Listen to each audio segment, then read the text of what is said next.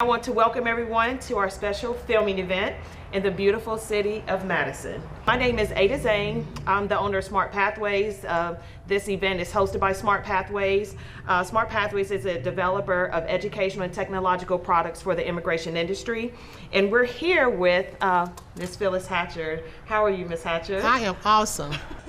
And Ms. Hatcher, she's actually running for Congress, District 10, so this is her district.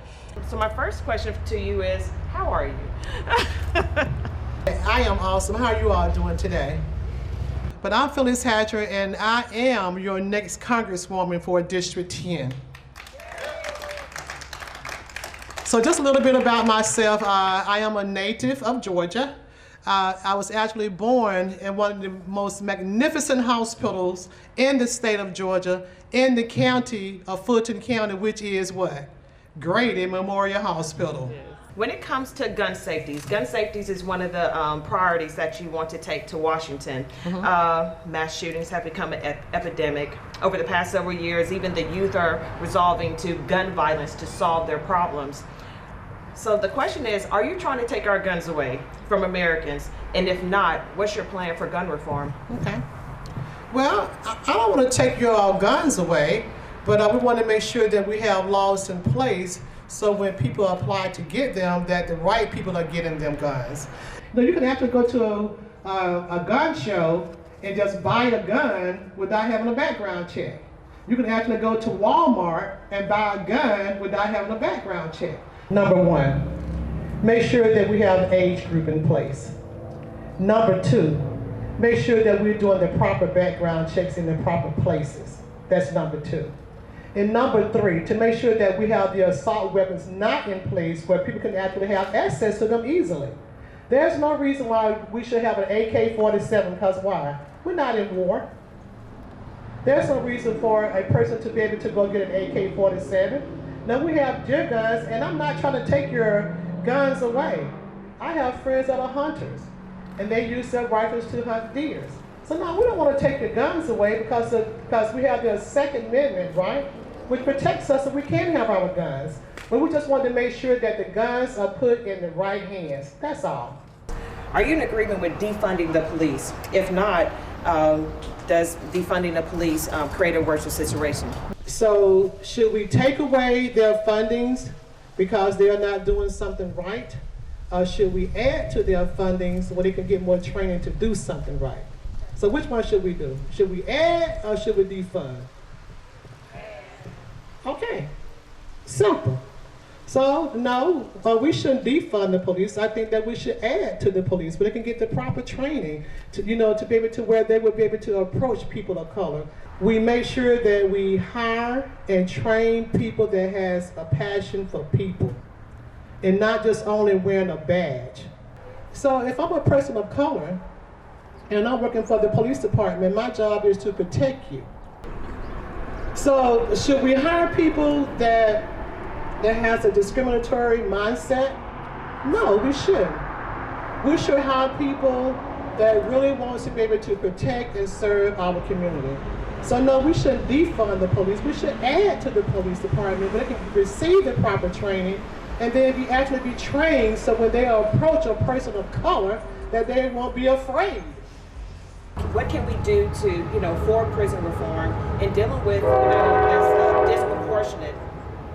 this disproportionate arrests and the hefty sentences for Black and brown community? Should the federal government do more?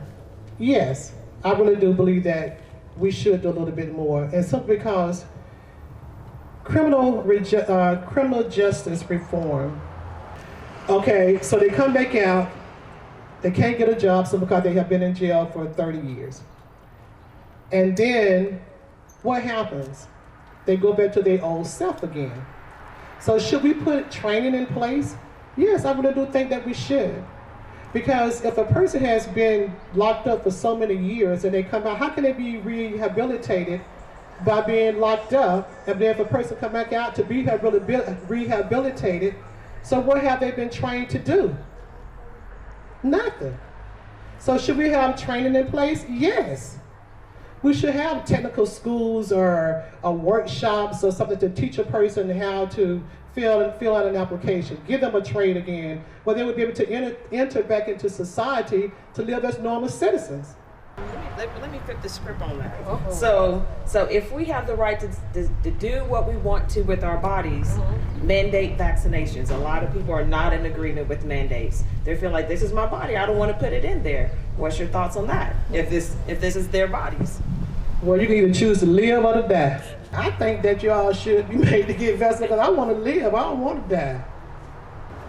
I got vaccinated in 1960 something. How many of y'all got vaccinated back in the day? And we was made to get vaccinated, wasn't we? And I got my little scar still right here on my left shoulder. So we was made to get vaccinated in order for us to attend school, in order for us to, just be in the world. We was made to be vaccinated. And I think that some people are just really scared about it simply because it came so fast. Science has changed so much now. We on cell phones, stuff going all up through the sky, walking around, and everything. We can talk to one another from Europe to the United States. Stuff has really changed. We have advanced. This country is really moving. So is the vaccination safe? Yes, I believe it's safe. I took Pfizer. Anybody take Pfizer other than me? Yeah. Should we be made to take? I think that it should be something mandated that we can come out of these masks, and just be able to walk around, to get back to ourselves again like we were. And then hopefully that I probably won't be here in the next 100 years to come, but when the next pandemic comes in the next 100 years, that we'll be able to, get back to normal again. Affordable housing is one of the priorities on your platform. And I think we spoke before. I told you, I'm a realtor. And just to give you an example, I put a house on the market. Yes, let's go. We have another realtor, and you can maybe chime in on the questions. So I put a house, I list a home. Within the first 48 hours, I have 6 full and overfull offers for the home, but they're all by companies. So these large investment companies are coming up and they're taking these homes and they're either selling them high, which is eating up all the equity. Do you believe this is going to lead to another real estate bubble where these houses are going to be underwater? And if not, what can we do about that? We need affordable homes. Okay, so that's twofold, because affordable housing, of course, we need affordable housing, but then on the other side, I can't do anything about that. Because I'm a businesswoman at the same time, so I can't do anything about an investor coming in, buying a property and wants to rent it out. I don't have no control of that. But as the representative for the federal government and being able to have affordable housing for people, yes, I can have control of that. Let me ask you this question.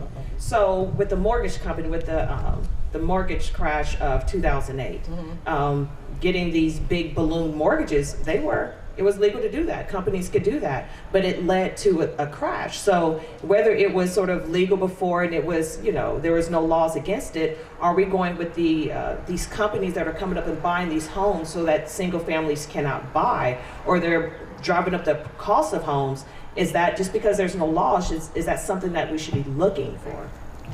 Well, in 2008, they had this thing that was called predatory lending.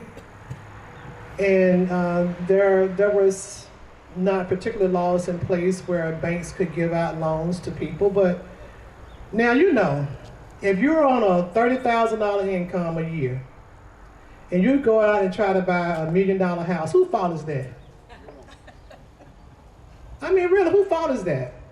And then if the bank decide to give it to you because he or she's trying to make money, whose fault is that? Federal government don't have anything to do with all that now. Now, whether or not should we create affordable housing for people that are not able to take care of themselves? Sure. But, people have to be responsible for themselves. If you can't afford $1 million house, don't even try to go buy $1 million house. If you can't afford a Porsche or either a Mercedes-Benz and you want a $20,000 income and you know that you can't afford the maintenance, don't do it. I want to thank everyone for coming out. If there's no additional questions, we're going to bring this. There is a question? No questions? Oh, okay. We have a question. Councilman got a question too. So we got another question. started talking about it, I learned a lot. I met this young lady that was called Zahara. Yahira. Zahara. Yahira. Jahara. Yahira. Yahara.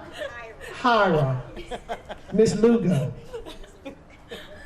I met her, and she was actually sitting right here in front of me, and I heard her story, and I was like, you know what? My daughter is going to be marrying somebody that's not a citizen. So I said, so let's not say that she's marrying an immigrant. She's marrying a non-citizen person, you know. And so hopefully when they get together, they will be able to, you know, get their citizenship. And I had a conversation with him, and he was saying that it costs thousands of dollars, you know, to become a citizen of the United States of America. And I'm like, well, why? 10,000. You know, why? But Miss Lugo, she look, we were both crying at the town hall. Believe it or not, we were both in tears, and when I heard her story as far as how her family got here, it made me more interested in knowing about immigration. So when I get to Washington, D.C., that's going to be a topic that I'm going to talk about a little bit more, because I was ignorant of that. Like the lady was ignorant of voting, I was ignorant of immigration, non-citizenship. So I want to change the word of migrants. Can we do that? And just say non-citizenship people? That'll be okay? Okay, cool. All right, so Ms. Lugo is going to tell her story just briefly in regards to how her and her family are here as non-citizenships. But I think that she's a citizen now, isn't she? Isn't that good, y'all? Let's give her a hand for being a citizen of the United States of America. I don't even know why she had to fight for it, but anyway, said she had to get it, but okay. Thank you so much, Ms. Phyllis. My story is one that starts out with trauma, a lot of sacrifice, a lot of goodbyes, and a lot of tears, especially because, you know, we had to leave the majority of our family in our country. You know, I'm speaking obviously about myself, but this is every immigrant story. Americans don't understand what it's like for a child or an immigrant to feel like they have to walk around like they're perfect, like they have no room to mess up, because one tiny small mess up can lead you right back to your country. My story was not a mess up. I didn't mess up. Someone took advantage of me.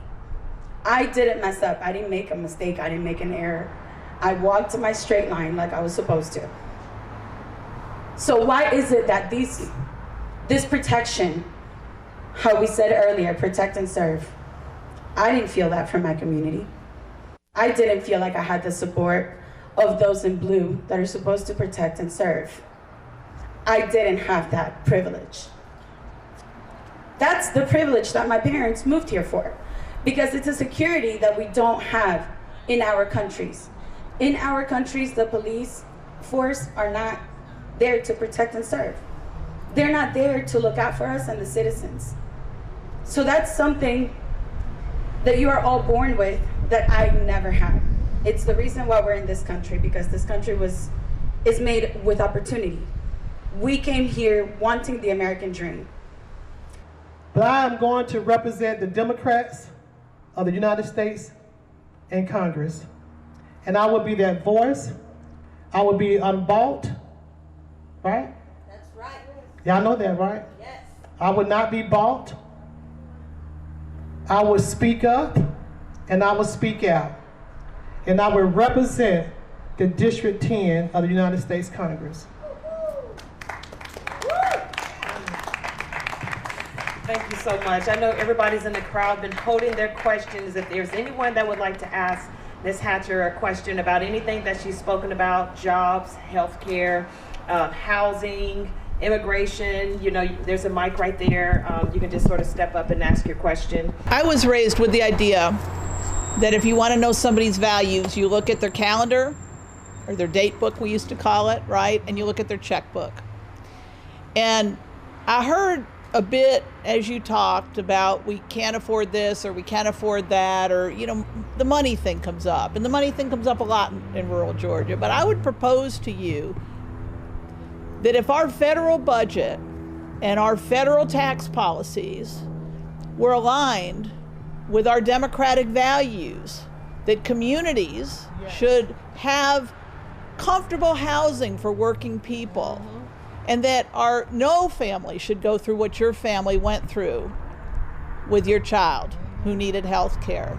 If we can afford to let companies write off huge executive salaries and bonuses and in-kind things like big private school tuition, if we can use our tax policies to let them write that off, how can they say a living wage is not economically viable for our company? So as a congressperson, you can't solve everything, but you could be a voice for realigning our federal tax policy and our federal budget to support people, regular people. So are you able and are you willing to go be that voice? Oh, yes.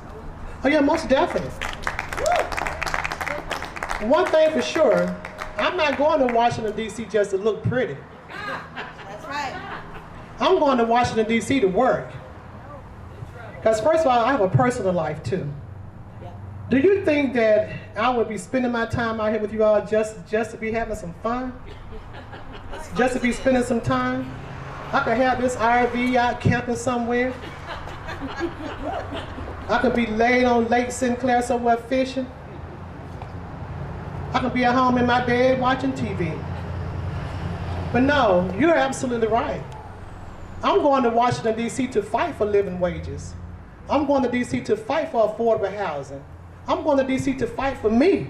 And I'm going to D.C. to fight for you all as well. Oh yeah, most definitely. So those funds can be redirected in another area, and they will be directed in another area. Obamacare made a huge difference for us in terms of insurance. And it should be. Insurance is really, or health insurance, health coverage is a right. It's something that should be afforded to everybody. That's right. One thing I would love to hear more from you on, my husband and I just celebrated our 39th anniversary. Awesome, yes! And so it's been 39 long years, and we're very happy where we are now. Okay. And just want to hear what your thoughts on the LGBTQI community is.